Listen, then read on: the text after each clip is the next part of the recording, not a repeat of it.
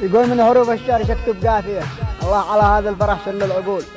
يا هايتي افرز حروفك ليلية واطلق حروفك الضخاير والسيول. اليوم لي احساس بقمة عالية مستواه بالبر طاير كالخيول.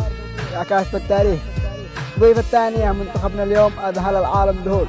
شعب اليمن نضرب ضربة قاضية في الميادين والملاعب والبحور. الله أكبر ضمن الهنا والعافية من بعد فرحة انتظرناها شهور. الحمد لله على الفرح والتهنئة والشكر لله لا يوم النشور. فزنا بأمر الله بالأول والثاني وسجل لنا التاريخ طلتنا صقور. من حقنا نفرح اليمن جمهوري أصل العرب ما يصير خط الغرور. منتخب ناشئ شال البطولة الثانية. ألف مبروك دام السرور.